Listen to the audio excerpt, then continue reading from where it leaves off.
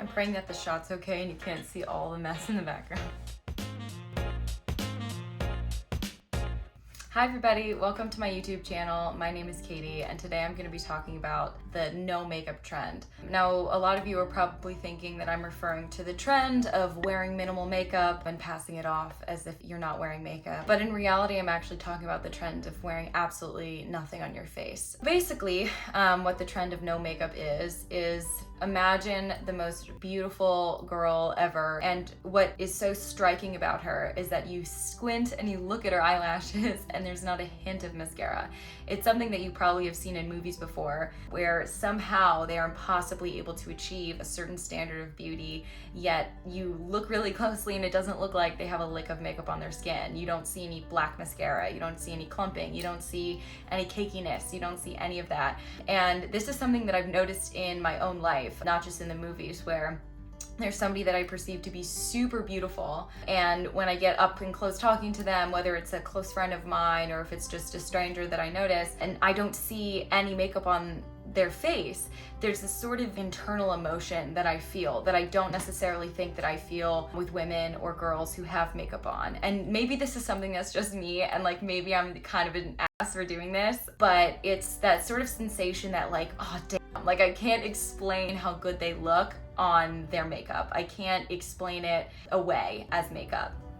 And this is something that I found really interesting because there was almost an added intensity to my feelings of, I don't even want to say inferiority, but like these feelings of lack, you know, when this person was just like naturally that beautiful. And I think in some ways this stems from celebrities promoting the sort of all natural look, in the sense that they deny all plastic surgery, even though we see scars or we know that they've had them. And I took a class in college that sort of explained what that sensation was, which I found very illuminating. And it's the concept of costly signaling. Now, what costly signaling is, it's something that's actually observed in the animal kingdom and perhaps in the plant kingdom and other creatures. But it's this idea that you are able to remove yourself from a sort of, I'm not a huge fan of the word, but like hierarchy, by not engaging in the signaling at all.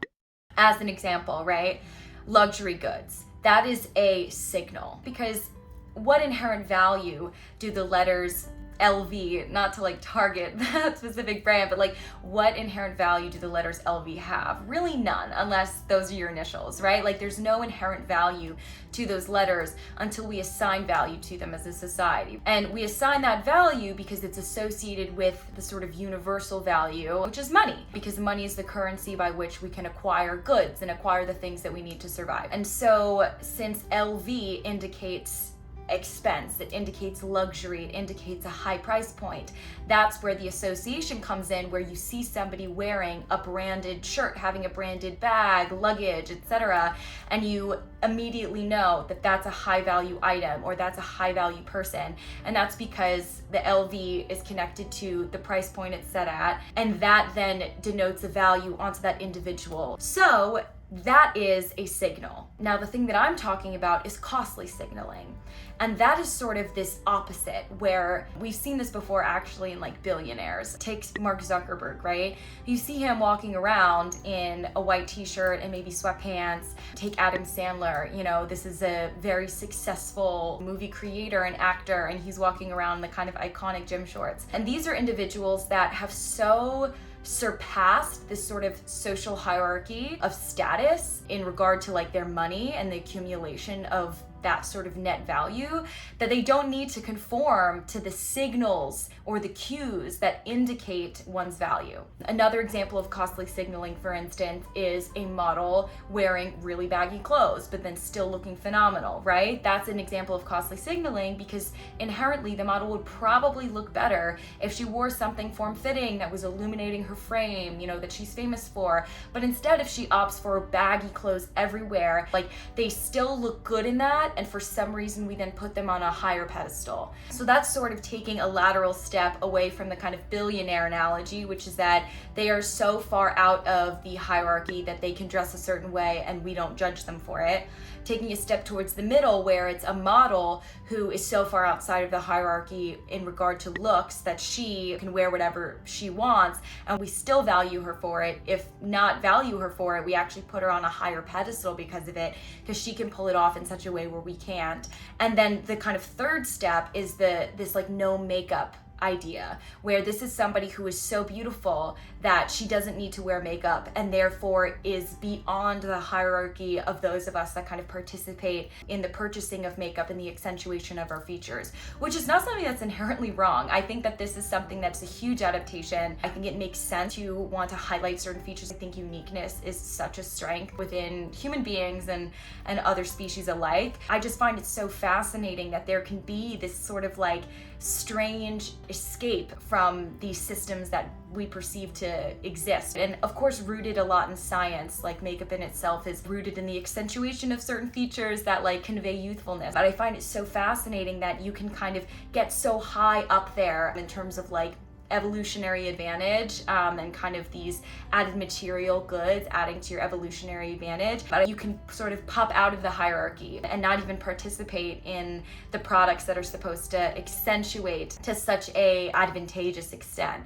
So yeah, I just wanted to bring that up. I don't necessarily know who's gonna watch this, but I just think it's like such an interesting thing, because following the pandemic and isolation and quarantine and things like that, I found myself not putting on makeup in the way that I used to. All throughout my middle school years, once I learned what it was, and then high school and into college, like you would not catch me dead without like a full face of makeup.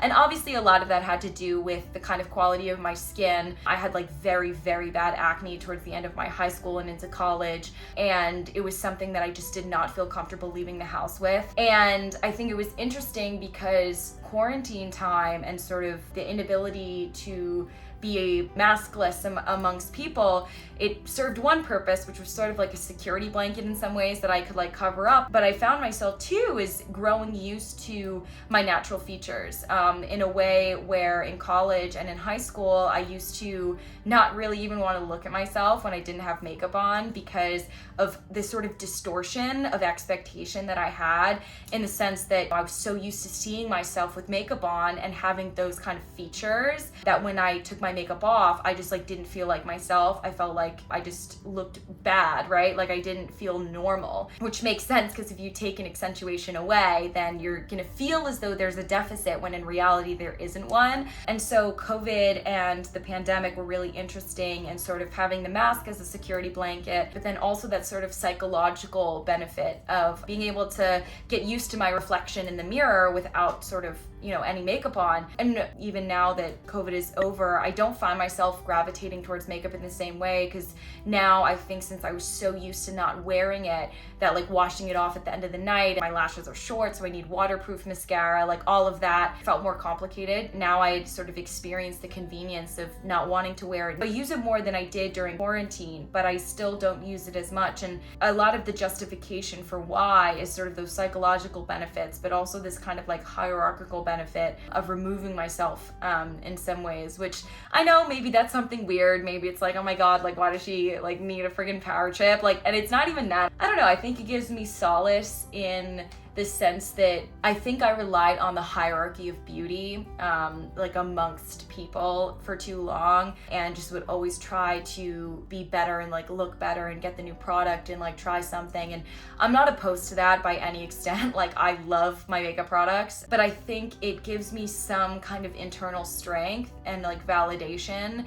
when I go outside without makeup on, that instead of feeling drab and instead of feeling as though I am coming to an exam without studying, or like coming to a baseball game and like not knowing how to play baseball, like instead of feeling underprepared for the day, I'll like justify it to myself and kind of say like, hey, like you're signaling that you can absorb this cost of not wearing makeup while still killing it. And I think that that is a concept that I think would be very helpful and like useful for a lot of people. Maybe that'll be useful to you, and to kind of be able to walk out with a fresh face and not necessarily feel as though you need to like wear a baseball hat like I always felt like, or need to like cover up in any sort of way, because in some ways you are ascending beyond the hierarchies that be. So yeah, have a great rest of your day. Hopefully you'll tune in again soon. Bye.